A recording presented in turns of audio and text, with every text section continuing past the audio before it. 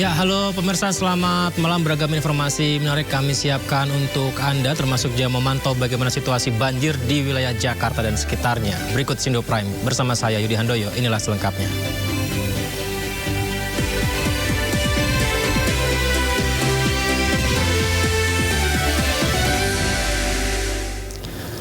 Pemirsa, para korban banjir di kawasan Kebonpala, Jakarta Timur terpaksa menjalankan ibadah puasa di pengungsian.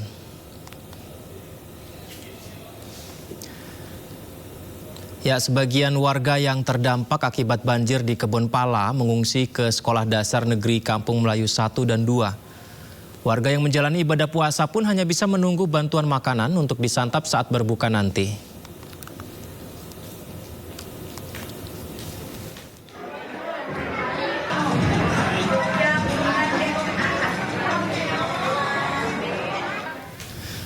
Pemirsa, banjir setinggi 180 cm menggenangi kawasan Kebonpala, Jatinegara, Jakarta Timur. Wakil Gubernur Jakarta Rano Karnos yang tadi meninjau banjir yang terjadi di Kebonpala.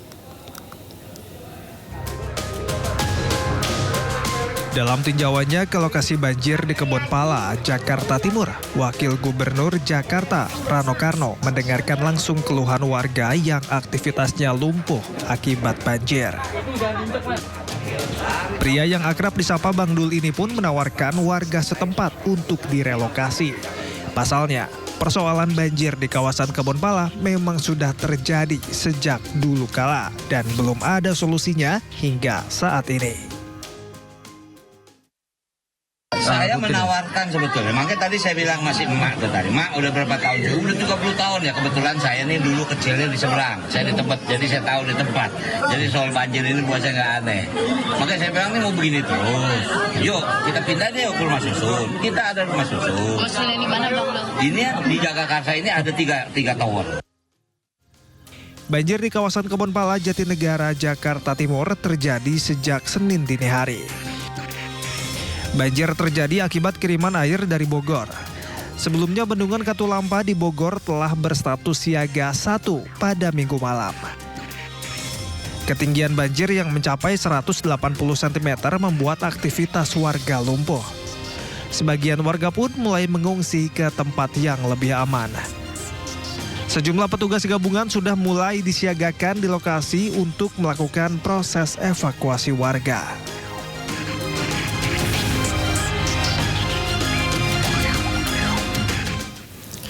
Tidak hanya di Kebonpala, banjir juga melanda berbagai daerah lainnya di Jakarta. Volume air yang merendam permukiman warga di wilayah Jakarta Timur ternyata masih tinggi, pemirsa. Petugas gabungan disiagakan di lokasi untuk evakuasi warga. Tak hanya kawasan Kebonpala, banjir juga merendam permukiman warga di kawasan Cawang dan Bidara Cina, Jakarta Timur. Ketinggian air mulai dari 50 cm hingga 1 meter lebih. Banjir di wilayah ini disebabkan oleh meluapnya aliran Sungai Ciliwung. Warga pun terpaksa menerobos banjir demi dapat beraktivitas keluar rumah.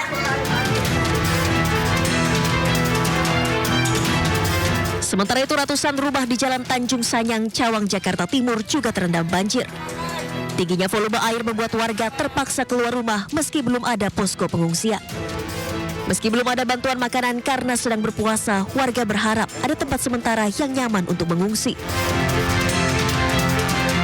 Sementara itu, petugas BPBD DKI Jakarta telah diterjunkan untuk membantu warga yang ingin dievakuasi menggunakan perahu karet. Dari Jakarta, tim liputan iNews melaporkan. Untuk mengetahui kondisi terkini banjir di Kebonpala, Jakarta Timur, kita akan terhubung dengan rekan Dilami Aulia. Selamat malam, Dilami. Berapa banyak pengungsi yang ada di sana, Dilami, dan kebutuhan apa yang saat ini harus segera didapatkan pengungsi di sana, Dilami? Ya, sambil menunggu terhubung dengan Dilami Aulia, pemirsa, hujan yang melanda wilayah Jakarta dan sekitarnya hingga saat ini mengakibatkan banjir di beberapa titik. Salah satunya adalah di Kebonpala, Jakarta, hingga ada pengungsi yang harus mengungsi di salah satu sekolah dasar di sana. Dilami Aulia, selamat malam. Bisa mendengar suara saya? Bisa dijelaskan saat ini? Selamat malam Yudi dan juga pemirsa. Saat ini saya sudah berada di pengungsian warga yang terdampak akibat banjir di Kebonpala, Jakarta Timur. dan saat ini memang ratusan warga ini diungsikan di SD Negeri 1 dan 2 atau di sekitaran lokasi dari banjir Kebon Pala. Nah, kalau misalnya dipantau untuk pengungsi sendiri memang didominasi oleh ibu-ibu dan juga balita begitu ya, karena memang kalau melihat kembali untuk kondisi rumah mereka tergenang banjir, bahkan banjir ini sudah mencapai lantai 2 sehingga masyarakat seluruhnya harus diungsikan ke tempat pengungsian sementara ini. Dan pemirsa, kalau kita tadi melihat juga banyak sekali bantuan-bantuan yang diberikan begitu kepada warga. Karena di sini banyak anak-anak, tadi ada kebutuhan pampers, perlengkapan bayi. Selain itu, tadi saat berbuka juga ada kiranya 800 box makanan untuk masyarakat untuk berbuka puasa pada malam hari ini. Dan kalau kita lihat, coba kita berbincang sedikit dengan salah satu warga ya. Ibu, maaf mengganggu. Dengan Bu siapa Bu? Berbincang sedikit ya. Nurul Kolbia. Oke. Bu Nurul, bagaimana sih Bu kronologi dari banjirnya sendiri dan sudah mengungsi di SD Negeri 1 ini dari kapan Bu? Oh, dari jam 2 sih air udah naik tinggi. Terus saya keluarnya jam 6. Air udah seleher pas keluar. Ya udah saya ngungsi aja di sini. Kalau untuk barang-barang terselamatkan atau seperti apa Bu? Barang-barang ada yang selamatan yang enggak. Udah terburu nganyut. Dan Kalau misalnya dari pengalaman Ibu sendiri, ini banjir terparah atau seperti apa? Karena kalau kita tahu Kebon Pala ini kan sering sekali tergenang banjir. Nah, ini 5 tahun sekali kayaknya sih. Iya, biasanya surut. Ini sampai malam nggak surut-surut. Ini juga punya adik kecil ya. Ini kebutuhan pampers, perlengkapan bayi seperti apa sih Bu? Tadi kan sudah banyak yang datang juga ya untuk memberikan bantuan. Pampers sama itu sih tadi. Kalau anak saya kan 2 tahun. Jadi dapetnya pampers doang. Kalau yang di atas nih kayak gini-gini dapat ini tas. Kalau anak saya pampers doang tadi 3 biji. Oke, baik. Kemudian mungkin terakhir Bu, harapannya untuk pemerintah untuk menuntaskan banjir ini seperti apa sih harapan dari Ibu? Harapannya ya biar itu aja, biar gak banjir lagi gitu cara ini. Ke TV sih dengan mau susun, tapi kalau bayar nggak bisa gitu. Yeah. Terima kasih Bu Nurul. Yudi dan juga pemirsa, memang kalau misalnya ditanya tadi kepada masyarakat, mereka sudah ada di posko pengungsian ini sejak tadi pagi kira-kira pukul 6 dan kemungkinan besar ini akan terus berlanjut begitu ya, mereka akan menginap di SD Negeri 01 ini karena rumah mereka yang masih terdampak, bahkan listrik di sekitaran rumah di daerah Kebon Pala ini juga dimatikan. Ini artinya tidak ada akses untuk masyarakat begitu ya untuk tetap tinggal di sana. Nah, mungkin memerlukan beberapa waktu Yudi sampai proses pemulihan dari banjir ini selesai. Yudi. Baik, terima kasih Dilami. Kita doakan bersama ya, semoga cuaca normal dan tidak lagi terjadi banjir. Selamat bertugas kembali Dilami yang melaporkan dari Kebon Pala, Jakarta. Selamat malam. Pemirsa, kita ke informasi berikutnya. 1 korban tewas dalam peristiwa banjir bandang di Kampung Pesanggerahan Desa Citeko, Puncak, Bogor, Jawa Barat ditemukan pagi tadi. Jasad korban terseret arus banjir hingga 8 km. Dan pemirsa, sebelumnya hujan deras yang mengguyur kawasan Puncak Bogor kemarin memicu banjir di wilayah sekitarnya. Banjir diterjang menerjang kawasan Puncak dan sekitarnya, pemirsa. Kita akan simak peristiwanya berikut ini.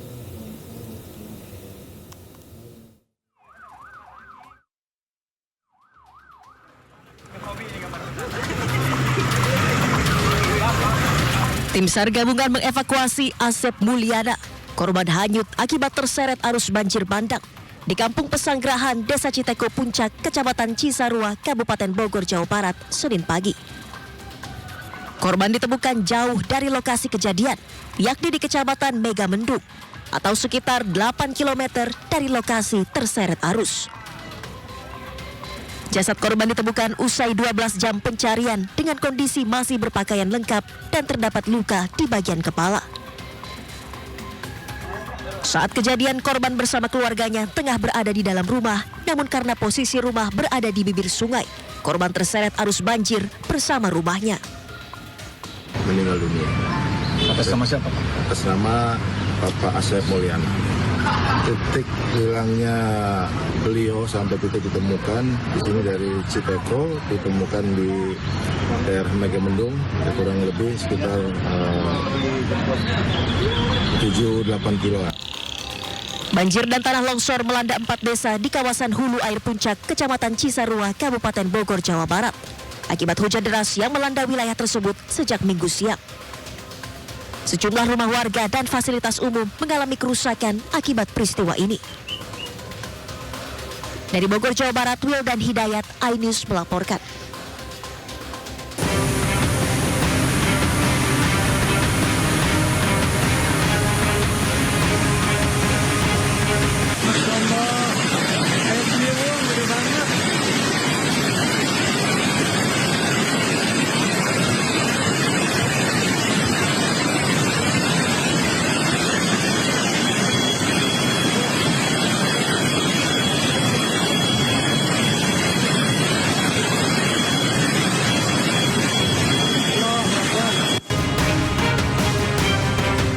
Hujan deras yang mengguyur kawasan Puncak Bogor kemarin memicu banjir di wilayah sekitarnya. Banjir di antaranya menerjang kawasan Puncak hingga menyebabkan akses jalan 2 desa terputus.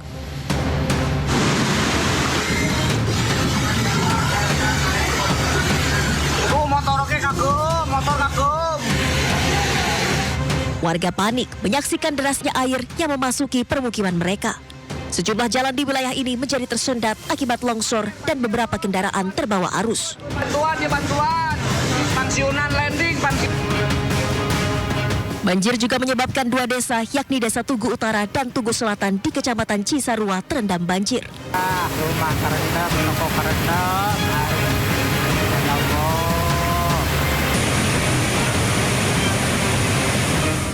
Selain rumah, terjangan banjir juga memutus jembatan dari 2 desa tersebut.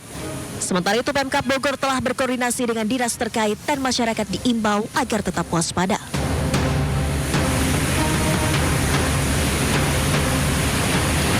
Hujan cukup lebat dari tadi siang. Masyarakat untuk meningkatkan kewaspadaan. Barusan sudah ada laporan dari Cisarua, Puncak, Desa Tugu. Ada banjir dan saya sudah laporkan langsung juga ke Pak Bupati dan Pak Bupati sudah monitor. Maka untuk warga masyarakat agar tenang, jangan panik dan tetap waspada. Tidak hanya itu, kawasan res area Gunung Mas juga dilanda banjir bandang dengan ketinggian mencapai 1,5 meter. Tim Liputan iNews melaporkan.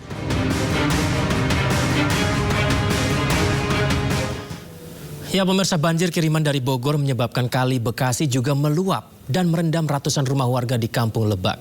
Ketinggian air mencapai lebih dari 1 meter. Akibatnya sejumlah warga dievakuasi menggunakan perahu karet. Ayo duduk.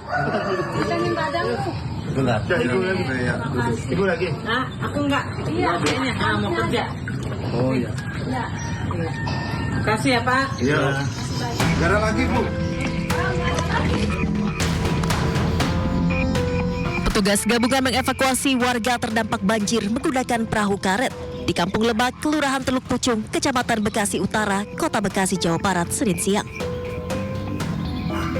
Banjir merendam ratusan rumah warga sejak Senin dini hari akibat luapan air Kali Bekasi yang berada di belakang permukiman. Ketinggian air mencapai 110 cm dan melumpuhkan aktivitas warga. Sebagian warga yang rumahnya terendam banjir terpaksa mengungsi ke lokasi yang lebih tinggi. Sementara sebagian lainnya memilih bertahan di rumah masing-masing. Ada sepinggang mah di dalam rumah, tapi kalau di luar bisa dada segini. Daerah itu paling dalam seberapa sih? Hah? Yang paling dalam? Paling dalam, segenteng ya betul ya? Ada segenteng seleher. Paling belakang tinggi seleher, apalagi saya udah tahu di belakang. Karena Kali Cekes dengan Cilengsi sudah top level 575 semalam. Nah, jam 1 sampai ke Pawar, kemudian juga Mulengkak sampai dengan Lebak. Nah, Lebak ini jam 1 sudah mulai air masuk ke warga. Banjir di wilayah ini disebabkan kiriman air dari Bogor yang membuat aliran Kali Bekasi meningkat dengan ketinggian maksimal mencapai 575 cm pada Senin dini hari. Warga terdampak berharap bantuan logistik dari pemerintah bisa segera disalurkan. Dari Bekasi, Jawa Barat, Rahmat Hidayat, iNews melaporkan. Ya, pemirsa, ramai di media sosial diduga rombongan Presiden Prabowo Subianto menerjang banjir di Bogor, Jawa Barat. Ya, kita lihat ini adalah video yang beredar di media sosial. Diduga iring-iringan termasuk mobil maung milik Presiden Prabowo menerjang banjir. Peristiwa terjadi saat Presiden pulang ke rumahnya di Babakan Madang, Bogor. Iring-iringan harus melewati banjir di Desa Cijayanti Jumat 28 Februari 2025. Aliran air yang deras seperti yang kita lihat ini ya, tidak menghambat perjalanan rombongan Presiden, pemirsa, untuk melintas di sana.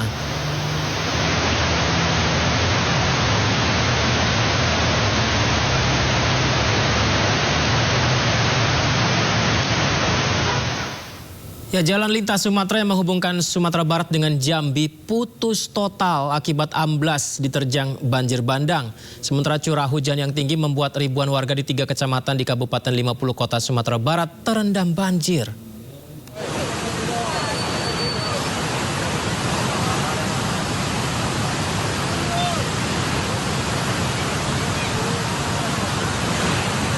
Inilah detik-detik jalan nasional di perbatasan Kabupaten Darmasraya, Sumatera Barat dengan Kecamatan Jujuan, Kabupaten Bungo, Jambi amblas diterjang banjir bandang.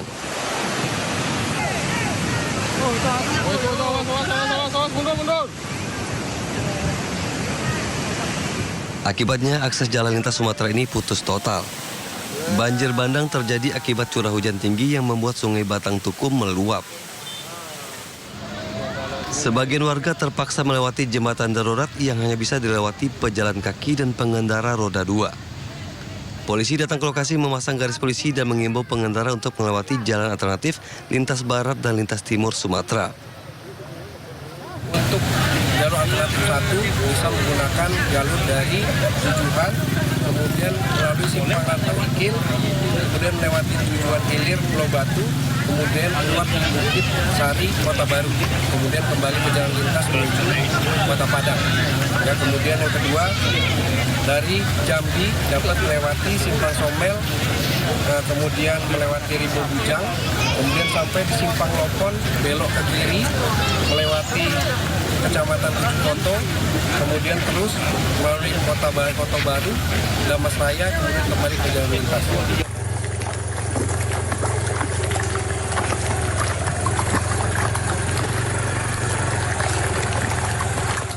Sementara itu, warga Galugua, Kabupaten 50 Kota Sumatera Barat terpaksa menandu kendaraannya dan berjalan kaki akibat tebalnya lumpur yang terbawa banjir.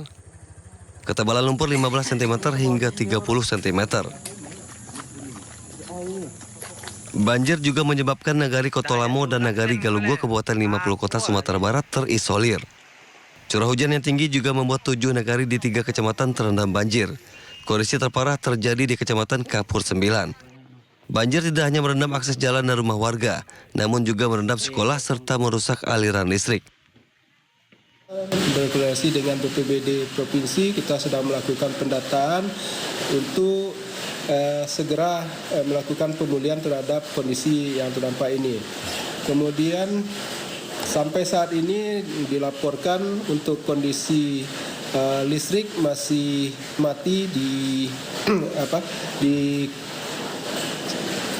Kapur 9 ini, dan upaya yang dilakukan pihak PLN sudah meluncur tadi pagi untuk segera melakukan perbaikan terhadap jaringan listrik yang mati.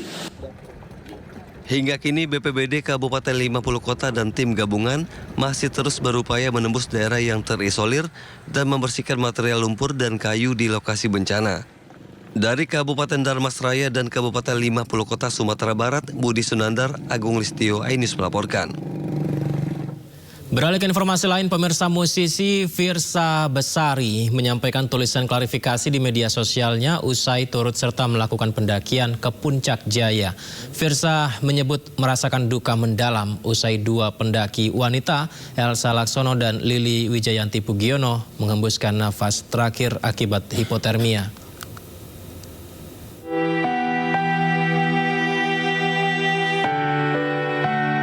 Ini adalah momen Firsa Besari, Furki Syahroni, yang turun dari helikopter tim evakuasi dan Basarnas. Mereka mendarat dengan selamat, namun dalam pendaratan helikopter berikutnya, ada kantong jenazah yang diturunkan.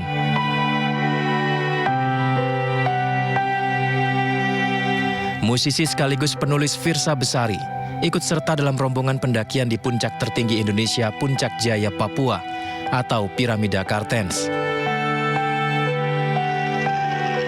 Namun, keberhasilannya mendaki kali ini terasa pilu. Pasalnya dua pendaki perempuan, Elsa Laksono dan Lili Wijayanti Pugiono, meninggal dunia, diduga mengalami hipotermia. Menjawab pertanyaan publik yang mencari tahu kondisinya, melalui media sosial, Firsa Besari mengungkapkan peristiwa yang terjadi. Berawal dengan tampilan foto Puncak Jaya, Firsa menyampaikan duka mendalam atas meninggalnya Elsa Laksono dan Lili Wijayanti. Firsa menulis permintaan maaf baru mengabari perihal situasi Kartens Piramid atau Puncak Jaya. Karena dirinya dan rekan-rekan pendaki merasa sangat syok dan berduka atas tragedi yang terjadi. Firsa membenarkan situasi sulit di Kartens Piramid, medan tebing yang curam, dan di atas ketinggian 4.000-an mdpl, rentan membuat pendaki terkena hipotermia. Firsa pun baru mengetahui tragedi yang menimpa Elsa Laksono, Lili Wijayanti, dan 3 pendaki lainnya terjebak di area tebing setelah tiba di base camp YV, di mana dirinya tiba pada 28 Februari 2025 dan baru mendapat kabar 1 Maret 2025. Tulisan pernyataan Firsa Besari di media sosial ini menjawab pertanyaan banyak orang mengenai kondisi Firsa yang disebut-sebut turut mendaki bersama Elsa Laksono, Lili Wijayanti.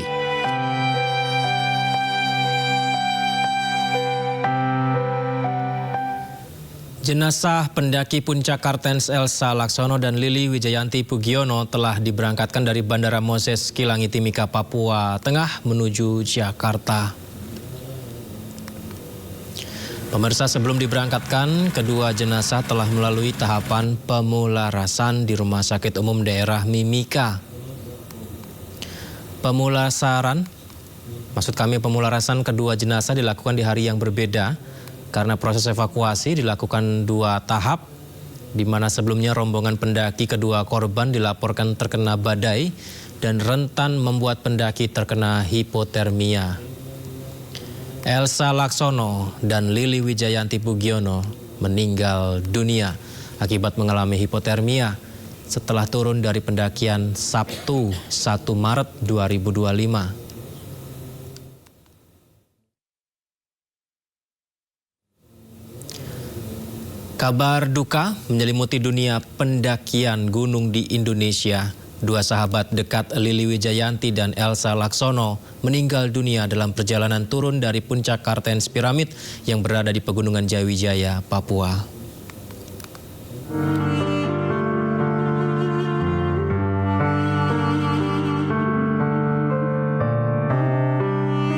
Lili Wijayanti dan Elsa Laksono merupakan 2 sahabat pendaki yang cukup dikenal. Mereka berdua sangat mencintai alam, di mana hutan adalah lantai dansa bagi keduanya. Lili Wijayanti dan Elsa Laksono sudah mengenal semenjak SMP. Mereka mendaki bersama semenjak SMA. Lili dan Elsa selalu menunjukkan ekspresi bahagia bersama selama melakukan pendakian di gunung dan perjalanan di hutan.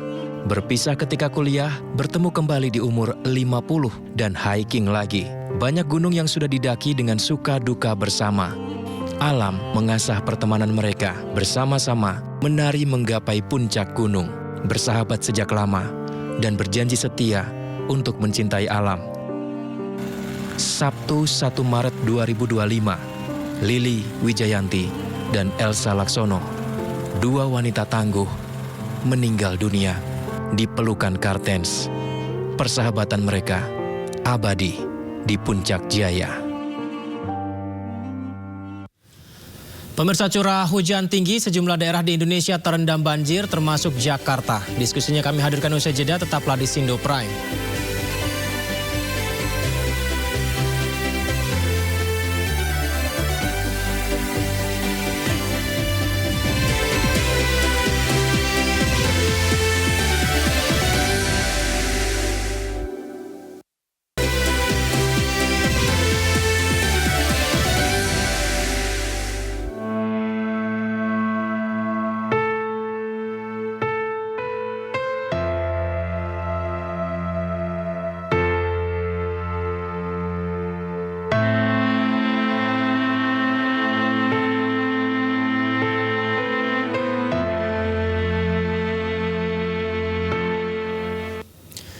Ya, pemirsa, Indonesia darurat banjir usai hujan deras yang mengguyur, salah satunya di Jakarta, dikepung banjir di beberapa titik dan lokasi seperti di Cawang dan Bidara Cina, serta juga di Kebonpala. Kita lihat berikut ini. Tak hanya kawasan Kebonpala, banjir juga merendam permukiman warga di kawasan Cawang dan Bidara Cina, Jakarta Timur. Ketinggian air mulai dari 50 cm hingga 1 meter lebih. Banjir di wilayah ini disebabkan oleh meluapnya aliran Sungai Ciliwung. Warga pun terpaksa menerobos banjir demi dapat beraktivitas keluar rumah.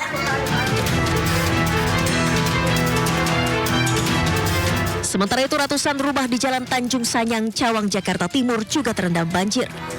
Tingginya volume air membuat warga terpaksa keluar rumah meski belum ada posko pengungsian.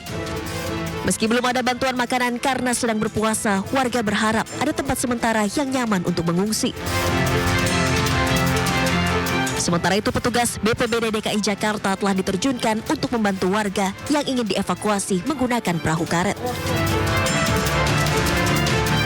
Dari Jakarta, tim liputan iNews melaporkan.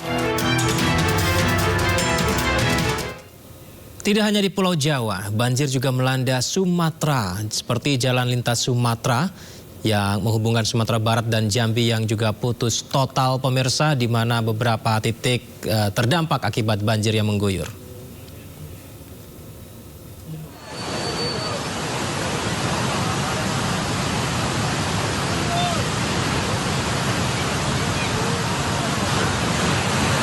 Inilah detik-detik jalan nasional di perbatasan Kabupaten Darmasraya, Sumatera Barat dengan Kecamatan Jujuan, Kabupaten Bungo, Jambi, amblas diterjang banjir bandang.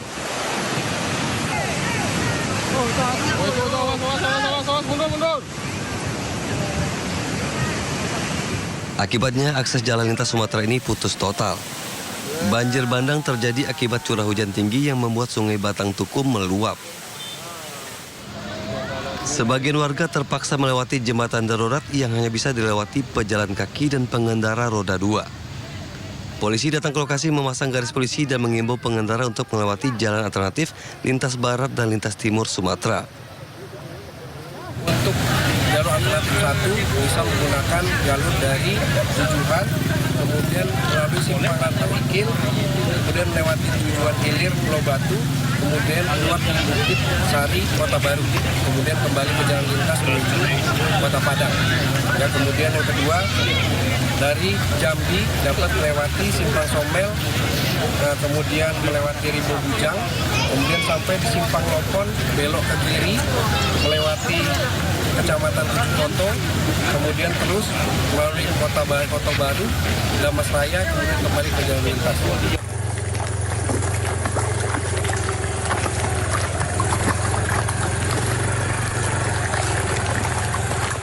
Sementara itu, warga Galugua, Kabupaten 50 Kota, Sumatera Barat terpaksa menandu kendaraannya dan berjalan kaki akibat tebalnya lumpur yang terbawa banjir. Ketebalan lumpur 15 cm hingga 30 cm. Banjir juga menyebabkan Nagari Kotolamo dan Nagari Galugua, Kabupaten 50 Kota, Sumatera Barat terisolir. Curah hujan yang tinggi juga membuat 7 nagari di 3 kecamatan terendam banjir. Kondisi terparah terjadi di Kecamatan Kapur 9. Banjir tidak hanya merendam akses jalan dan rumah warga, namun juga merendam sekolah serta merusak aliran listrik. Berkoordinasi dengan BPBD Provinsi, kita sedang melakukan pendataan untuk segera melakukan pemulihan terhadap kondisi yang terdampak ini. Kemudian sampai saat ini dilaporkan untuk kondisi listrik masih mati di Kapur 9 ini, dan upaya yang dilakukan pihak PLN sudah meluncur tadi pagi untuk segera melakukan perbaikan terhadap jaringan listrik yang mati. Hingga kini BPBD Kabupaten 50 Kota dan tim gabungan masih terus berupaya menembus daerah yang terisolir dan membersihkan material lumpur dan kayu di lokasi bencana. Dari Kabupaten Darmasraya dan Kabupaten 50 Kota Sumatera Barat, Budi Sunandar, Agung Listio, iNews melaporkan. Curah hujan tinggi membuat meluapnya aliran Sungai Ciliwung, membuat sejumlah kawasan di Jakarta terendam banjir, dan banyak yang bertanya sampai kapan curah hujan dengan intensitas tinggi ini akan berlangsung, serta bagaimana langkah kita menanggulangi atas adanya bencana banjir ini, pemirsa. Kita akan membahasnya bersama dengan Abdul Muhari, Kepala Pusat Data dan Informasi Kebencanaan BNPB, serta Senior Forecaster BMKG Agita Vivi. Saya sapa narasumber saya. Selamat malam Pak Muhari dan Ibu Agita. Assalamualaikum. Waalaikumsalam, selamat malam Mas. Baik, terima kasih banyak sudah bergabung di Sindo Prime. Pertama saya ingin sekali ke Ibu Agita terlebih dahulu. Bu Agita, karena curah hujan yang sangat tinggi kemudian menyebabkan banjir, bahkan beberapa wilayah longsor, saya sempat membaca ini terjadi akibat MCS atau Mesoscale Convective System. Benarkah demikian Bu? Dan apa sebenarnya MCS ini Bu? Baik, Ibu Agita. Ibu Agita bisa mendengar suara saya?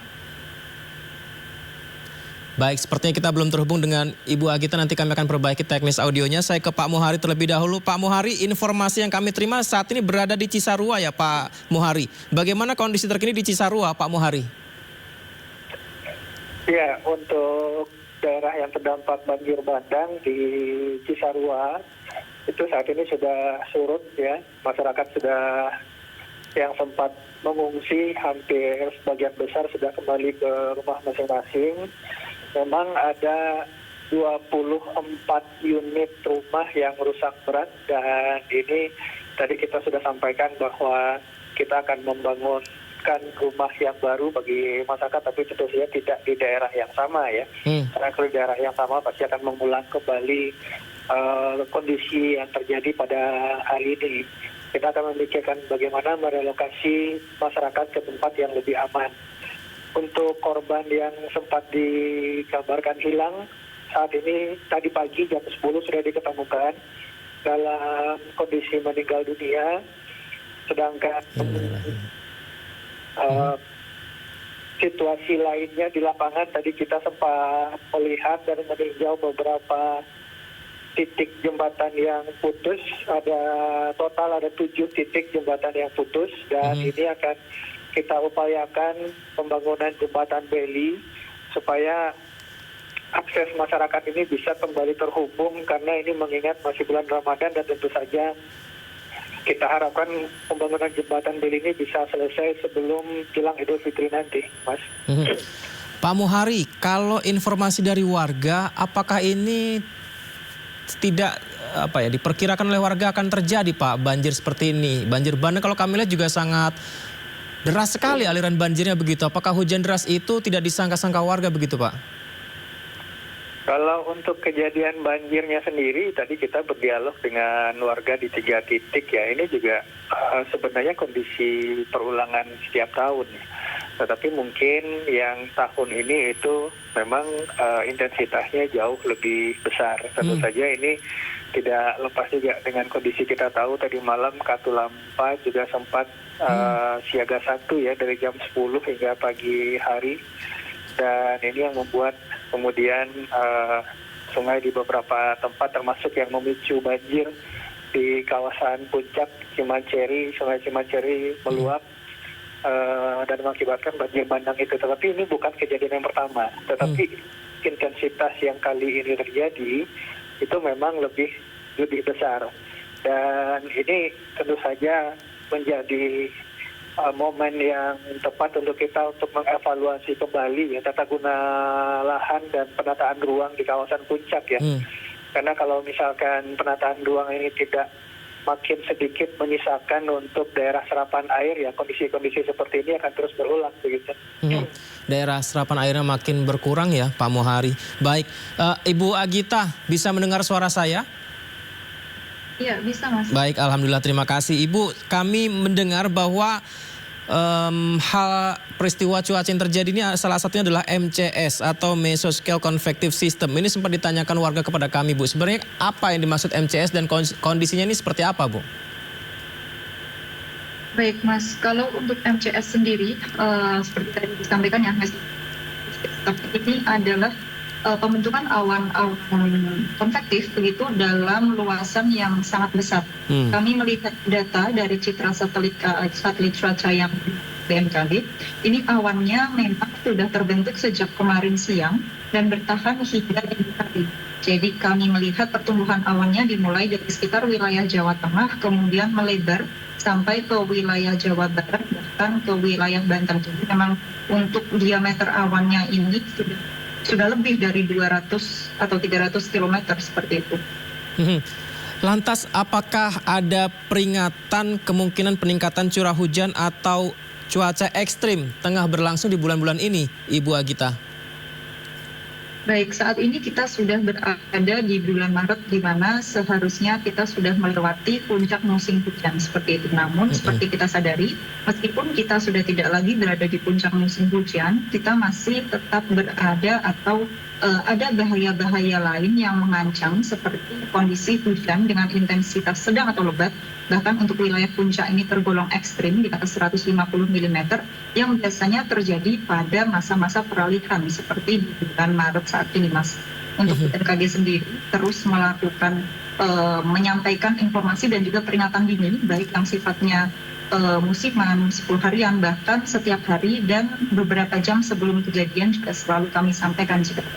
Berarti di kawasan Puncak Bogor ini potensi cuaca hujan ekstrim masih kemungkinan terjadi, Bu? Untuk saat ini potensi hujan lebat di sekitar wilayah Bogor masih ada untuk hari ini dan juga sampai esok hari juga masih ada, Mas. Sampai hari ini dan esok hari. Kalau untuk beberapa titik wilayah waspada hujan lebat lainnya dan juga sangat lebat di Indonesia di mana saja, Bu? Untuk wilayah lain yang berpotensi terjadi hujan dengan intensitas sedang bahkan mungkin lebat ya, ini sebetulnya cukup banyak di sebagian besar Sumatera, terutama di wilayah pesisir barat dari pesisir barat Aceh, Sumatera Utara, Sumatera Barat, Bengkulu yang juga perlu diperhatikan dan juga Jambi serta Sumatera Selatan. Selain itu juga wilayah Jawa seperti Banten, Jawa Barat, DKI Jakarta, kemudian Jawa Tengah, sebagian besar wilayah Kalimantan, kemudian juga Sulawesi bagian utara dan bagian tengah, serta di wilayah Papua Tengah, Papua Pegunungan, dan Papua Selatan ini masih perlu diwaspadai. Baik, Pak Mohari, kita mendengar barusan sebenarnya sudah memasuki puncak hujan ya, tapi ternyata tetap saja ada wilayah titik lain yang hujannya masih akan terjadi, termasuk di Puncak Bogor. Ini gimana Pak Mohari dari sekarang antisipasinya, Pak?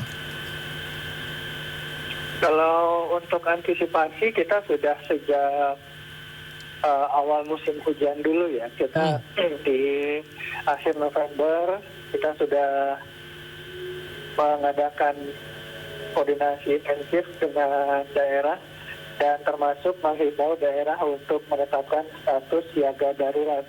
Kenapa penting status siaga darurat ini? Karena musim hujan ini berada di akhir tahun anggaran dan di awal tahun anggaran. Mulai dari Desember hingga Februari. Yang biasanya ini di daerah APBD ini belum operasional. Sehingga kalau ada kejadian bencana itu biasanya daerah agak tergagap karena anggaran-anggaran biaya tak terduga, anggaran-anggaran kendaraan itu belum operasional.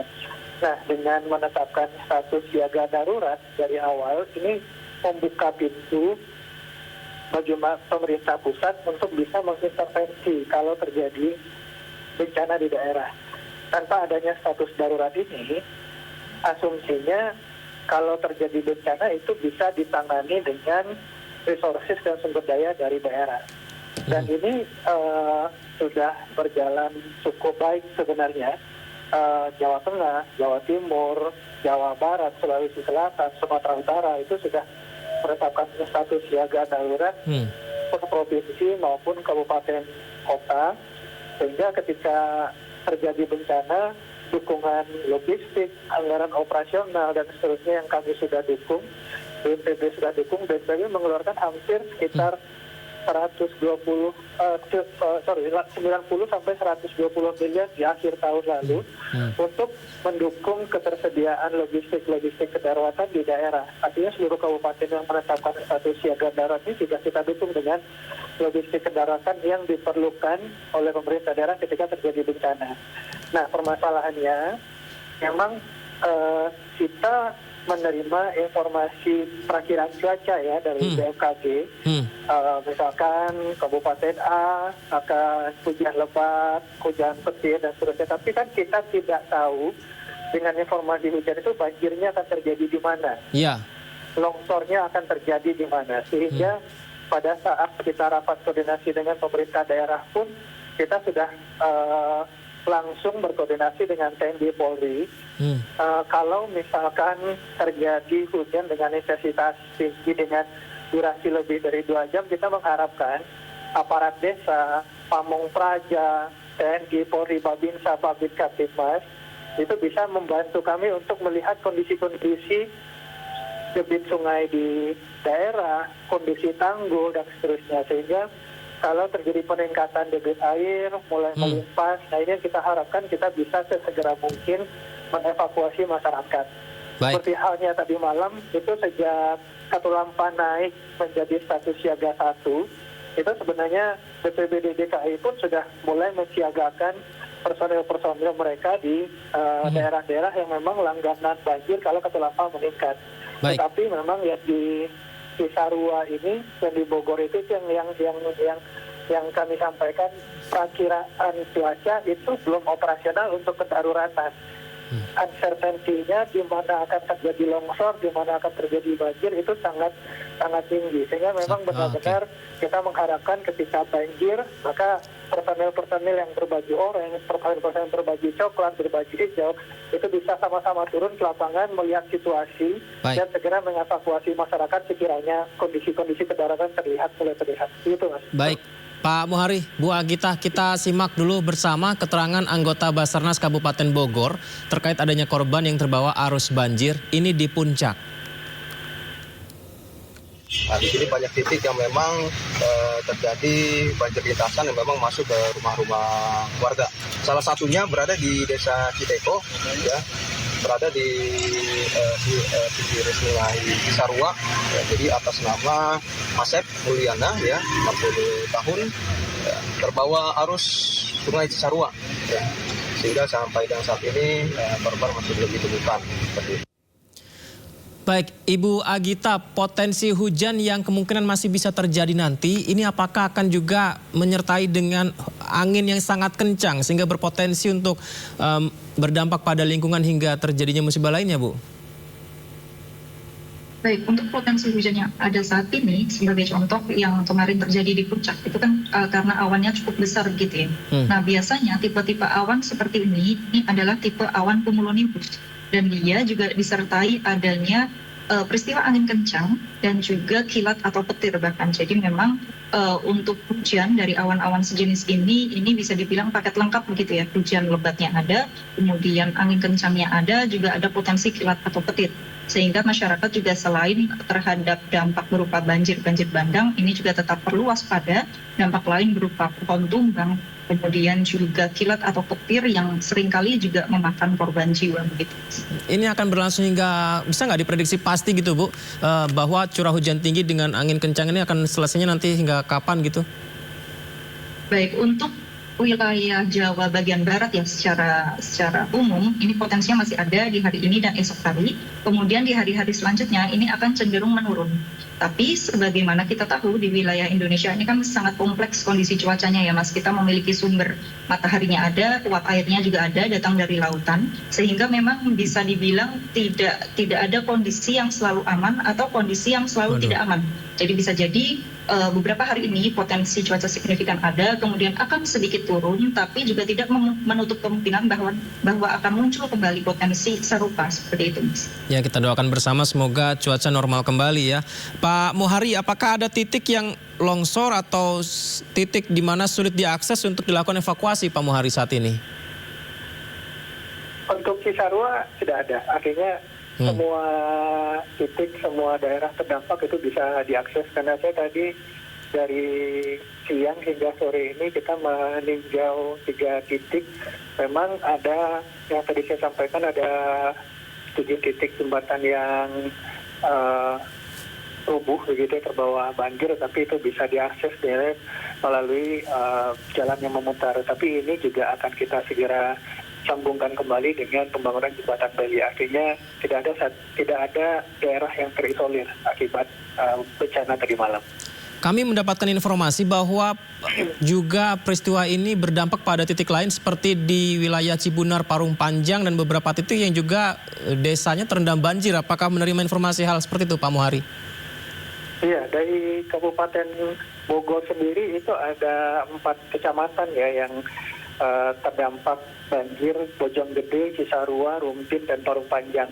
Dan ada sekitar dari 4 kecamatan ini ada sekitar beberapa desa di tiap kecamatan yang juga terdampak. Ini semuanya sudah kita evaluasi tadi bersama Bupati dan Wakil Bupati. Jadi sebelum kita ke lapangan tadi kita sempat melakukan rakor evaluasi penanganan dari situasi terkini, dilaporkan Pak Bupati, sehingga langkah-langkah itu tadi yang tadi saya sampaikan, pembangunan jembatan Beli, dan kemudian kita mulai berpikir untuk merelokasi masyarakat yang bermukim di daerah-daerah yang memang terjadi perulangan banjir itu dari tahun ke tahun. Baik. Bu Agita dan Pak Muhari, kita simak terlebih dahulu. Ini adalah pernyataan dari Wakil Gubernur Jakarta Rano Karno yang juga langsung turun meninjau langsung kondisi banjir di Kebonpala, Jakarta, dan diungkapkan pemerintah tengah berupaya mencari solusi mengatasi banjir yang selalu terjadi di Jakarta. Pertama kali saya bekerja di saat Pak Gub ada di Magelang, yaitu melakukan pengurukan sungai. Kemudian melakukan pengurukan waduk. Karena kita mengindikasikan bahwa berdasarkan prediksi dari BMKG diberikan hujan ini bisa mencapai bulan April.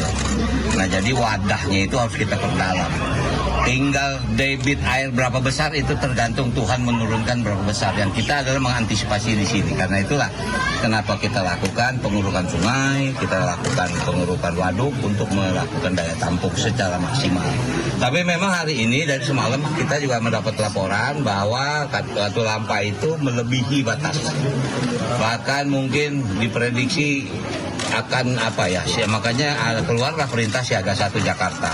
Jadi ya inilah Jakarta yang kita memang hadapi, yang dari tahun ke tahun permasalahannya sama. Nah, ini kenapa gak pernah selesai, ini harus kita kerjakan bersama-sama. Jadi sekali lagi saya juga diperintahkan Pak Gub untuk berkunjung ke sini, Pak Gub juga berkunjung ke tempat lain. Setelah itu kita akan ada rapat koordinasi di Pemprov untuk kita membahas apa yang bisa kita lakukan dalam waktu sesaat ini. Gitu. Itu aja sebetulnya intinya. Tadi udah peninjauan ke pengungsian, Bang Dul? Iya, tadi saya udah ke pengungsian. Nah, ini ada kendalanya begini. Di pengungsian tadi berdasarkan daftar yang diberikan oleh Bu Wali, ada hampir 365 jiwa. Sementara di sini ada 1.000 jiwa ini. Nah, 600 kita tampung sini, artinya sirkulasi bantuan agak mudah. Tapi 700 masih ada di rumah. Ini yang agak repot, karena maaf, bantuan makanan mesti dikirim, segala macam. Kita sih berharap kalau bisa ngumpul, supaya bisa kita memberikan distribusinya itu nggak terganggu. Tapi ya mungkin realita teman-teman saudara juga kadang, oh bang, gue di rumah aja bang, gue di lantai 2 aman. Ya udah nggak apa-apa. Jadi terpaksa bolak-balik deh nyari bantuan. Itu aja ini. Bantuan ada rencana untuk relokasi ya, Bang Dul? Ini kan saya menawarkan sebetulnya. Makanya tadi saya bilang masih emak tuh tadi. Mak udah berapa tahun? Udah 30 tahun ya. Kebetulan saya nih dulu kecilnya di seberang. Saya di tempat, jadi saya tahu di tempat. Jadi soal banjir ini buat saya nggak aneh. Makanya saya bilang ini mau begini terus. Yuk kita pindah deh ke rumah susun. Kita ada rumah susun. Rumah susun yang di mana Bang Dong? Ini di Jagakarsa ini ada tiga tower. Nah, oke, nah artinya sebagian ada mau, kalau ada mau ya rame-rame. Dia bilang, Bang, di sono bayar nggak? Saya tanya, sini bayar nggak? Bayar, di sono bayar nggak? Hanya sama sini. Kita lanjutkan dialog kita kembali pemirsa. Saya kembali ke Pak Mohari. Tadi disampaikan oleh Wagub Jakarta bahwa saat ini melakukan pengerukan sungai, kemudian pengerukan waduk karena tidak tahu titik hujan apakah di situ banjirnya. Jadi upaya sementara adalah melakukan pengerukan. Apakah ini cukup Pak Mohari? Ya, dalam mengatasi banjir ada 3 tahapan ya, Mas. Tahapan jangka pendek yang sifatnya kedaruratan, jadi membantu masyarakat yang terdampak banjir. Kemudian jangka menengah untuk supaya tidak terjadi lagi di tahun depan atau mengurangi kemungkinan terjadinya dampaknya di tahun depan. Dan yang ketiga jangka panjang. Nah, saya pikir kita semuanya sepakat ya bahwa kondisi drainase primer, sekunder, dan tersier di Jakarta ini mungkin harus direvitalisasi karena dulu dibuatnya tidak untuk menampung jumlah populasi yang saat ini sudah mencapai 18 juta jiwa. Tentu saja tekanan populasi ini akan memberikan dampak pada drainase permukaan yang kita punya. Misalkan ketika debit air naik, kita lihat sampah dan seterusnya. Jadi revitalisasi drainase itu adalah hal paling penting. Tapi tentu saja ini tidak bisa dilakukan dalam jangka pendek, harus secara bertahap dan berkesinambungan. Kita tentu saja menaruh harapan besar kepada gubernur dan wakil gubernur yang saat ini memimpin Jakarta, Pak Pram dan Bandul. Revitalisasi drainase kota Jakarta ini buat BNPB itu mungkin sangat penting supaya kita bisa mencegah perulangan banjir tahunan yang terjadi di Jakarta. Baik. Pak Mohari dan juga Ibu Agita, kita bersama mengajak masyarakat untuk mendoakan semoga saja cuaca kembali normal dan tidak lagi terjadi banjir di beberapa titik seperti yang terjadi pada hari ini. Terima kasih banyak Pak Mohari dan juga Ibu Agita sudah berbagi bersama kami. Selamat malam. Assalamualaikum. Selamat malam. Pemirsa, Menteri Ketenagakerjaan sebut ex pekerja PT Sritex akan dipekerjakan kembali 2 minggu ke depan. Seperti apa lengkapnya? Kami akan hadirkan di Sindo Prime. Tetap bersama kami.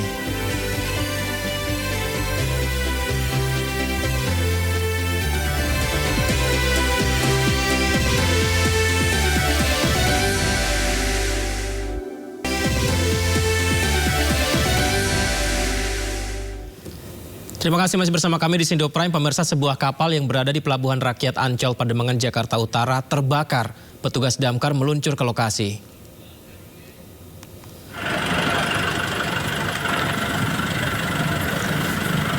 KM Sinar 10. Kebakaran dilaporkan terjadi pukul 18.13 waktu Indonesia Barat.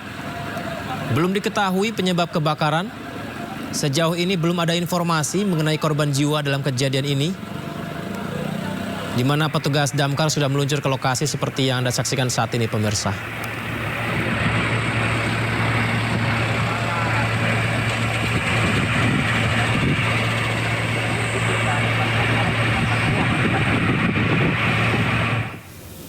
Kita ke informasi lainnya, pemerintah ikut turun tangan dalam PHK massal terhadap para pekerja PT Sritex atau Sri Rejeki Isman Tbk.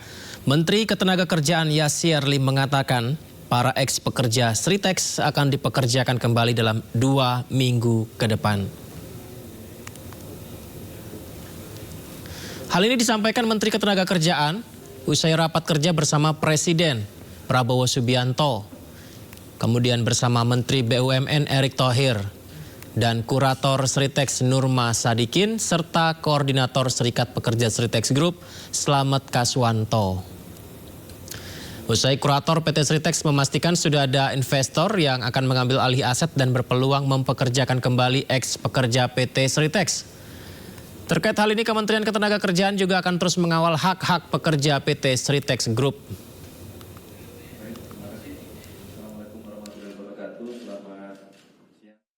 Dalam 2 2 minggu ke depan pekerja akan dipekerjakan kembali. Hal ini tentu bisa memberikan ketenangan kepada para pekerja yang terkena PHK. Saat ini Kementerian Ketenagakerjaan sedang mengawal hak-hak pekerja PT Sritex Group berupa hak atas kompensasi PHK dan berbagai hak normatif lainnya agar tetap terpenuhi. Selain itu, Kementerian Ketenagakerjaan juga akan mengawal agar hal PT Sritex Group atas manfaat jaminan sosial ketenagakerjaan termasuk jaminan hari tua JHT dan jaminan kehilangan pekerjaan atau JKP dapat terpenuhi. Sehingga diharapkan JHT dan JKP tersebut bisa segera dimanfaatkan oleh para pekerja. Dalam 2 minggu ini kurator akan memutuskan siapa investor yang akan menyewa terhadap aset Sritex, yang mana ini akan menyerap tenaga kerja, yang mana juga ini bisa karyawan yang telah terkena PHK dapat di-hire kembali kemudian oleh penyewa yang baru. Pemirsa, PT Sritex, perusahaan tekstil yang telah berdiri lebih dari 50 tahun, terpaksa memecat ribuan karyawannya usai dinyatakan pailit. Meski terkena PHK, 10.000 karyawan ini tetap mendapat pesangon dan tunjangan hari raya.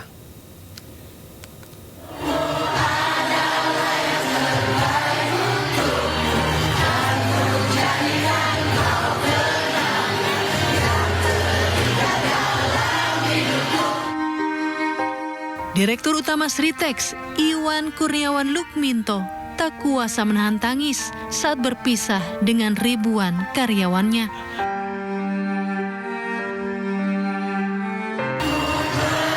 Momen pilu ini diakhiri dengan menyanyi bersama untuk menghibur diri dan saling berpelukan.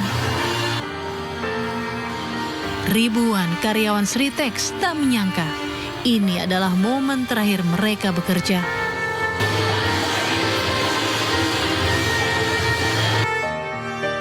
1 Maret 2025, PT Sri Rejeki Isman atau Sritex Tbk resmi menghentikan operasionalnya secara permanen. Hingga akhirnya pabrik yang telah berdiri lebih dari 50 tahun ini melakukan PHK massal 10.669 orang karyawan. Karyawan PT Sritex terlihat meninggalkan lokasi mereka bekerja usai mendapat surat pemutusan hubungan kerja atau PHK. Udah ditandatangani kemarin semua. Apa nih, Bu? Surat PHK itu. Kemarin? Iya. Mau dapat pesangon, terus dapat THR. Sementara itu, Dinas Perindustrian Tenaga Kerja Sukoharjo menyatakan ada 10.000 lowongan kerja bagi para pekerja PT Sritex yang mengalami PHK. Langsung berkoordinasi dengan perusahaan-perusahaan yang ada di wilayah Sukoharjo dan sekitarnya untuk menampung dari kemungkinan terburuk waktu itu, menampung para pekerja yang mungkin di PHK, dan saat ini ternyata kan sudah di PHK, dan sampai saat ini hari terakhir ini tadi pagi tadi ada 10.133 lowongan kerja yang diminta kepada kami dari perusahaan-perusahaan yang ada di Sukoharjo dan sekitarnya. PT Sritex tutup permanen karena bangkrut dan tidak mampu melunasi utang-utangnya. Arus kas perusahaan juga tercatat negatif sejak tahun 2020, diperparah dengan kondisi pandemi yang berkepanjangan. Tim Liputan iNews melaporkan. Gelombang PHK tidak hanya menerjang Sritex, pemirsa. Sejumlah perusahaan lainnya, khususnya industri padat karya juga dilaporkan akan tutup sepanjang tahun ini. Mirisnya, penutupan pabrik dan PHK massal juga memberikan efek domino yang buruk.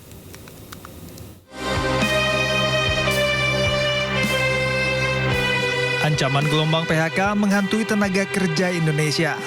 Terbaru yakni Sritex, produsen tekstil terbesar se-Asia Tenggara yang telah berdiri lebih dari 5 dekade ini, tutup per 1 Maret 2025 usai dinyatakan pailit. Dengan berhentinya operasional pabrik, perusahaan terpaksa memutus hubungan kerja dengan lebih dari 10.000 pekerjanya. Namun, rupanya badai PHK massal, khususnya di industri padat karya, belum akan berhenti. Hingga akhir tahun ini diprediksi sejumlah perusahaan lain memutuskan untuk melakukan PHK massal. PT Yamaha Music Produk Asia di Bekasi dan PT Yamaha Indonesia di Pulau Gadung akan menutup operasionalnya secara bertahap. Yamaha Music yang mempekerjakan sekitar 400 karyawan direncanakan tutup akhir Maret 2025. Sementara Yamaha Indonesia dengan sekitar 700 karyawan akan tutup pada akhir Desember 2025. Keputusan ini diambil karena menurunnya permintaan produk. PT Sanken Indonesia akan menutup operasionalnya pada Juni 2025 dan menyebabkan PHK terhadap 457 karyawan. Penutupan disebabkan karena induk perusahaan di Jepang mengalihkan fokus bisnis mereka. Presiden Konfederasi Serikat Pekerja Indonesia Said Iqbal menyebut penutupan industri padat karya seperti Sritex memiliki efek domino yang amat besar. PHK yang dilakukan di Sritex itu tidak hanya di Sritex, tapi dia ada anak perusahaan Sritex, ada juga supplier-supplier, termasuk pedagang kecil. Itu laporan yang kami terima bisa mencapai ratusan ribu buruh yang terancam kehilangan pendapatan dan tidak akan punya pekerjaan dan menjelang Lebaran. Ini persoalan yang serius di tengah badai ancaman PHK yang tadi sudah disebut di perusahaan-perusahaan lainnya. Sektor otomotif, khususnya truk dan dump truck, elektronik, tekstil, garmen, sepatu, itu pasti akan terpukul. Perkiraan kami di Litbang Partai Buruh dan KSPI akan terjadi PHK sekitar 187.000 orang. Sementara itu, Wakil Menteri Tenaga Kerja Immanuel Ebenezer menyebut pemerintah melakukan berbagai upaya untuk menyelamatkan industri serta mempersiapkan langkah selanjutnya bagi para pekerja yang terkena PHK. Ketika kawan-kawan buruh ingin beralih profesi, kita menyiapkan BLK-BLK kita untuk melatih kawan-kawan buruh yang ingin beralih profesi. Jadi kita negara tidak akan diam dengan realita atau kejadian seperti ini, karena ini kan kejadian ini sangat emosional ya, kita prihatin sekali. Tapi kan negara sekali lagi harus rasional melihat hal ini. Intervensi semua pihak, khususnya pemerintah, tentu dibutuhkan untuk menyelamatkan pekerja Indonesia dari ancaman gelombang PHK yang lebih besar lagi.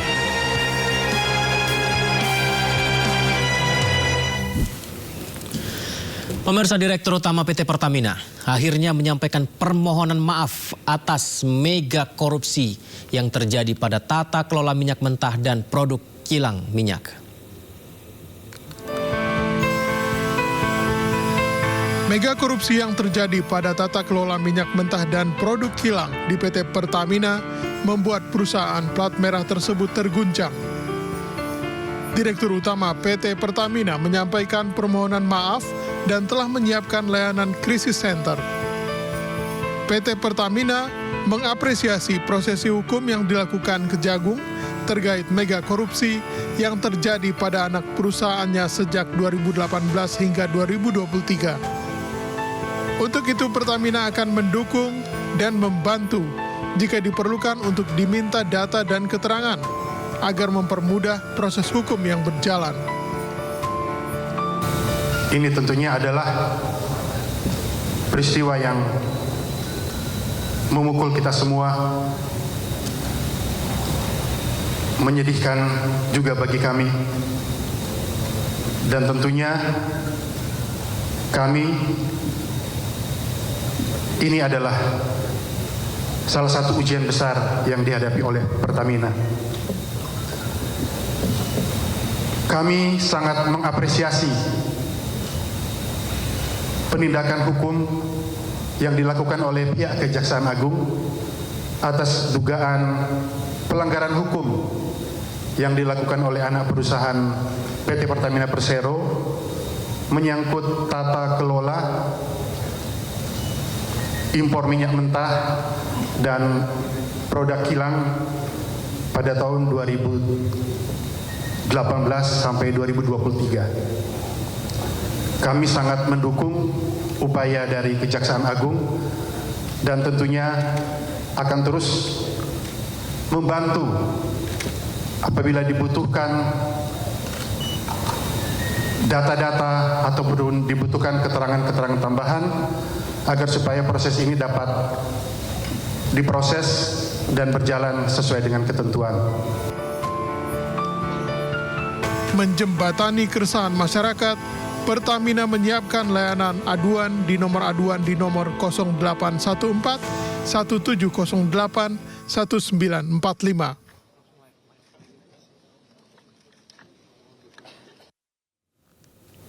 Pemirsa, Bareskrim Polri ungkap sindikat penyelewengan BBM subsidi di Kolaka, Sulawesi Tenggara. Kerugian negara mencapai 105 miliar rupiah.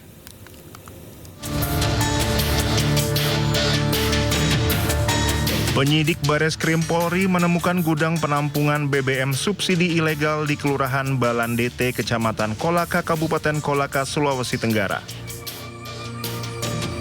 Direktur Tindak Pidana Tertentu Bareskrim Polri, Brigjen Pol Nunung Saifuddin mengatakan, ada praktik penyalahgunaan distribusi BBM subsidi yang merugikan keuangan negara dan masyarakat. Ia mengindikasikan tata kelola distribusi BBM yang longgar di wilayah Kolaka, Sulawesi Tenggara. Modus operandi dari kegiatan ilegal ini melibatkan pemindahan solar subsidi dari truk tangki pengangkut yang seharusnya didistribusikan ke SPBU dan SPBU nelayan, justru dipindahkan ke gudang penimbunan tanpa izin, kemudian dipindahkan ke tangki industri untuk dijual dengan harga non-subsidi. Agen penyaluran minyak dan solar PMS.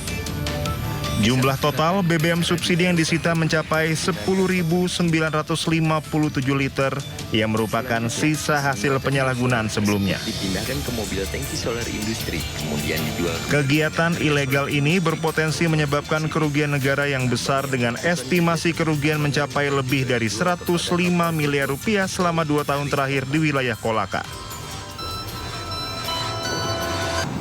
Berdasarkan pengakuan, ya ini baru berdasarkan pengakuan, nanti akan kita dalami lagi rekan-rekan. Mereka mengoperasionalkan ini sudah 2 tahun. Ya. Kita berhitung lagi, kalau 1 bulannya 4,392 miliar, kalau 2 tahun ya lebih kurang 104 miliar, 105 miliar, 420 juta.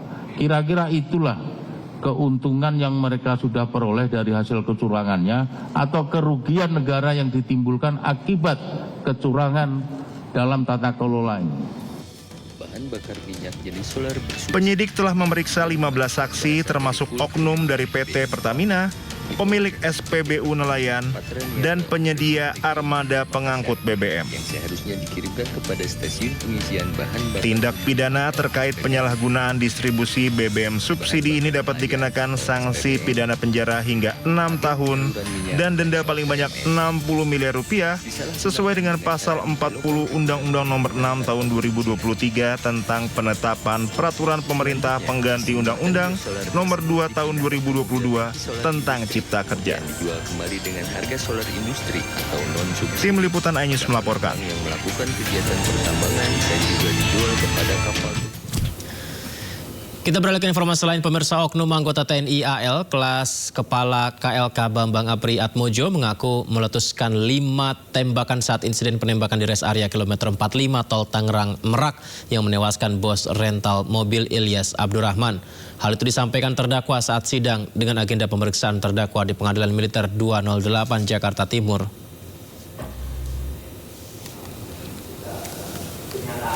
Pemirsa, tim kuasa hukum terdakwa bertanya kepada terdakwa 1 apakah menyesal seusai kejadian.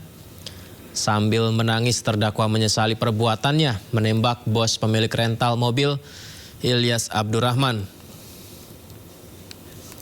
Bambang juga menyebut dirinya merasakan sakitnya kehilangan orang tua. Baru-baru ini terdakwa baru kehilangan sang ayah 20 hari lalu. Dalam kasus itu terdakwa mengaku hanya berniat membantu rekannya yakni terdakwa 3, Sersan 1 Rafsin Hermawan yang tengah mencari mobil.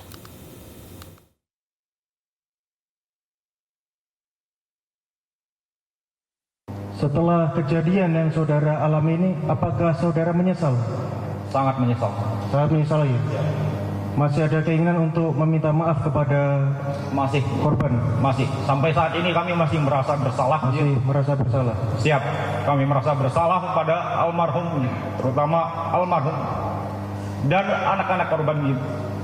Kami menyadari kehilangan satu orang tua.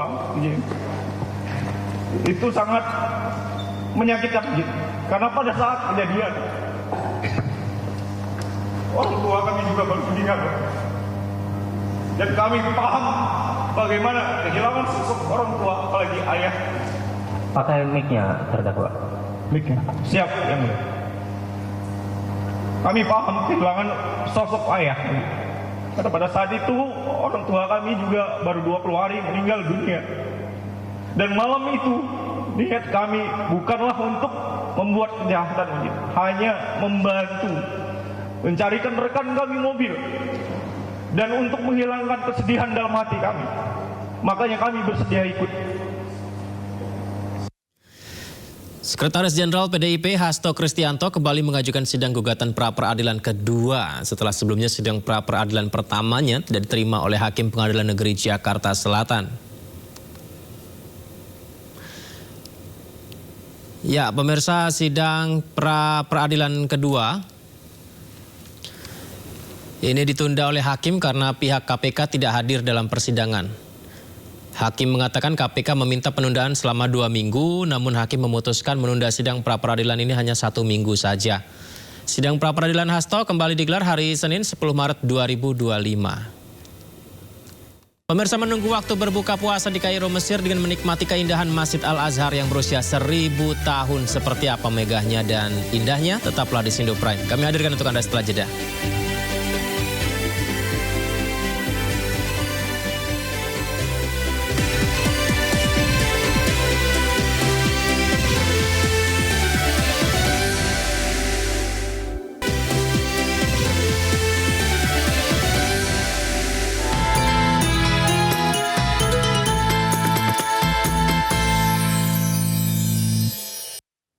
Ya, pemirsa, momen berbuka puasa tentu ditunggu-tunggu umat muslim seluruh dunia, tidak terkecuali di Kairo, Mesir. Dan momen ini juga dinikmati warga negara Indonesia yang tinggal di Mesir.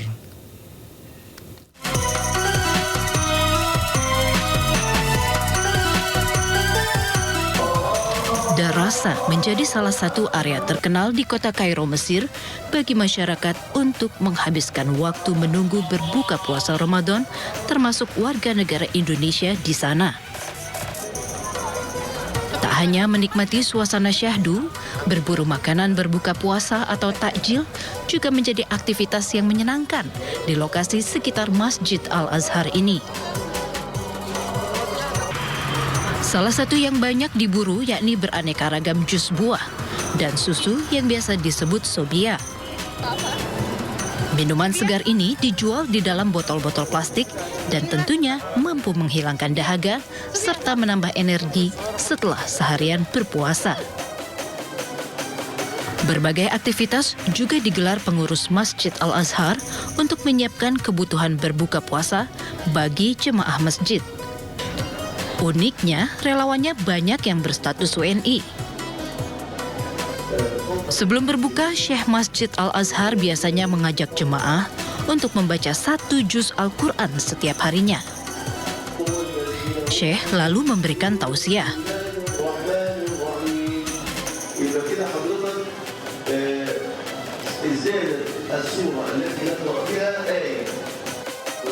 Waktunya berbuka puasa tiba. Jemaah pun beramai-ramai menyantap hidangan berbuka puasa yang tentunya gratis disediakan oleh masjid. Momen berbuka puasa serta menunaikan ibadah sholat di masjid berusia 1 milenium lebih ini tentu memberikan banyak kesan bagi umat muslim. Ya, dan pemirsa, untuk mengetahui lebih lanjut seperti apa suasana Ramadan di Kairo, Mesir, ada rekan kita, mahasiswi asal Indonesia, Siti Kholawa di sana. Assalamualaikum, Lawa, apa kabar? Waalaikumsalam, alhamdulillah baik. Terima kasih ya Lawa sudah bergabung di Sindo Prime. Ini kalau sekarang di Indonesia jam 20.21 waktu Indonesia Barat. Kalau di sana sudah jam berapa, Lawa? Sudah buka belum? Belum, masih jam 3. Jam 3 sore? Iya. Oh, berarti masih sekitar 3 jam lagi ya untuk buka puasa di sana ya. Lawa ini di sana kuliah atau bagaimana? Aku kuliah di Universitas Al-Azhar, Fakultas Syariah Islamiyah. Udah semester berapa? Sekarang udah berapa lama di Kairo? Aku dari SMP, udah mau masuk 6 tahun. Udah 6 tahun ya, sudah cukup lama ya. Iya. Asli mana, Lawa? Aku asli dari Pekanbaru, Riau. Oh, dari Riau, Pekanbaru. Baik, nah Lawa ini kita penasaran banget ini. Kalau misalnya di Indonesia kan ada istilah ngabuburit, ada istilah apa ya, jelang mau buka puasa kita bisa nyari takjil gitu. Kalau di Kairo, di Mesir gimana? Ada nggak yang seperti itu? Ada. Kita tuh seringnya tuh berburu ini sih, makanan gratis. Makanan gratis? Iya, banyak di sini. Makanan gratisnya kalau di sini di masjid-masjid, kalau di sana gimana? Di masjid juga, terus ada juga di lapangan-lapangan. Itu bebas ya itu, Lawa ya? Atau gimana sih? Bebas. Jadi yang... Tapi kalau di Al-Azhar untuk pelajar asing aja. Jadi orang Mesirnya nggak boleh, warga lokalnya nggak boleh. Oh, justru malah yang mahasiswa dari luar Mesirnya yang bisa mendapat makanan gratis itu? Iya, benar. Nah, apa sih yang paling seru sambil nunggu waktu berbuka puasa kalau di Kairo, Mesir, Lawa? Paling serunya sih tadarus barengnya ya. Oh, subhanallah, tadarus barengnya ya. Kalau dibanding dengan Indonesia gitu, beda nggak sih puasa di sana di sini? Beda, soalnya kalau di Indo tuh apa ya? Aku biasanya kalau di Indo cuma di rumah aja gitu, buka barangnya bareng keluarga. Kalau di sini kan sama teman-teman, sama kitanya keluar gitu. Kalau keluar berarti biasanya kemana aja, Lawa? Kadang kita ke buru takjil dari negara yang kayak Thailand, Malaysia, nyoba-nyoba kuliner. Iya, di sekitar rumah aku itu. Yang kalau di Indonesia itu yang paling mantap Pol itu kalau buka puasanya sambil makan gorengan, teh manis. Iya. Nah, kalau di sana gimana? Ada nggak gorengan di Kairo? Ada, cuman orang Indo yang jual. Kalau di Mesir itu kebanyakan yang ngasih makanan itu tuh kayak nasi ayam gitu, kurma sama jus, udah nggak cemilan gitu. Lawa, aku dengar ini di Masjid Al-Azhar nih juga ada banyak WNI ya, ataupun mahasiswa Indonesia yang jadi relawan di sana menyediakan makanan untuk yang berbuka puasa di sana, benar nggak gitu? Iya, betul. Itu bisa diceritain nggak? Gimana sih sebenarnya? Apakah emang inisiatif dari orang-orang Indonesia atau gimana? Jadi biasanya dari PPMI Mesir itu buka open recruitment relawan itu tuh 4 batch buat orang Indonesia. Makanannya itu dari Al-Azharnya. Ada aktivitas sebelum buka puasa selain menyiapkan makanannya? Misalnya apakah ada tadarus bersama syekh atau gimana? Kajian sih. Kajian. Kalau Lawa biasa kajiannya di masjid mana kalau di sana? Di Masjid Al-Azhar atau enggak di... Dulu kan tinggalnya di Mediator ya, jadi ada ustadz dari Indo yang suka ngasih tausiah. Ada ustadz dari Indonesia juga di sana yang suka memberi tausiah?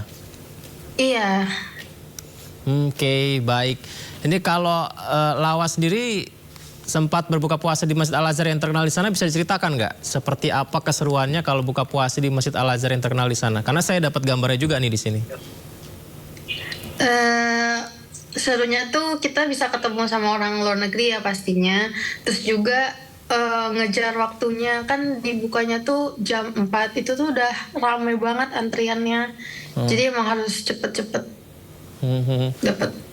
Ada ini nggak sih kayak kalau di Indonesia pasar takjil dadakan gitu yang tiba-tiba ketika bulan Ramadan banyak sekali yang berjualan untuk takjil atau makanan berbuka puasa. Kalau di sana ada nggak yang kayak gitu?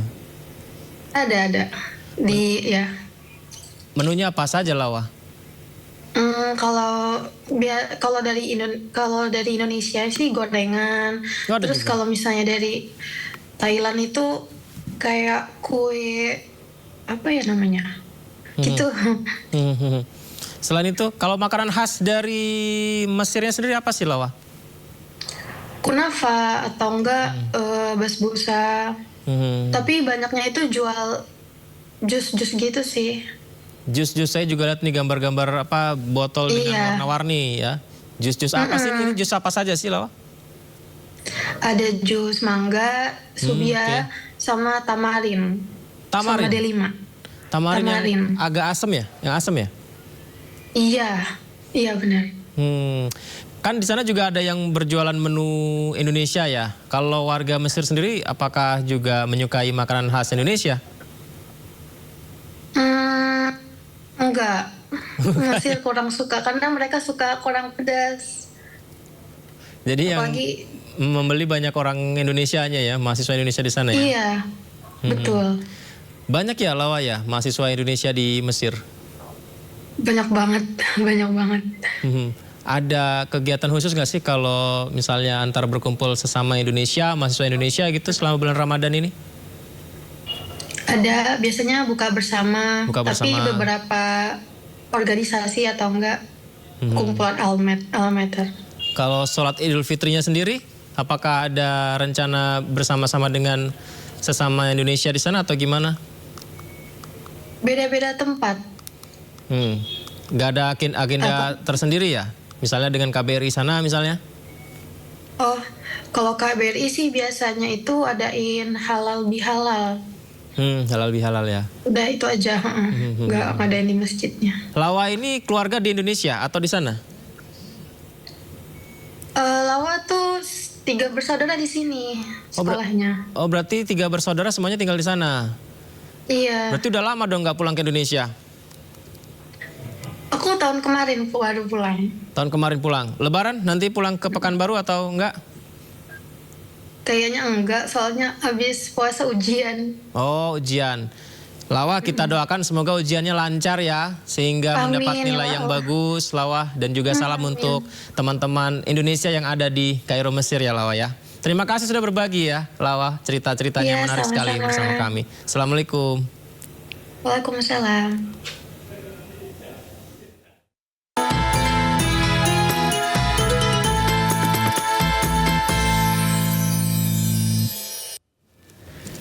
Dan pemirsa, usai sudah Sino Prime hari ini. Jangan lupa Anda bisa mendapatkan informasi terkini dan terbaru melalui portal yang menghadirkan berita daerah, berita nasional dan internasional di sindonews.com. Yudha Hande pamit pemirsa, sehat selalu dan selamat berpuasa.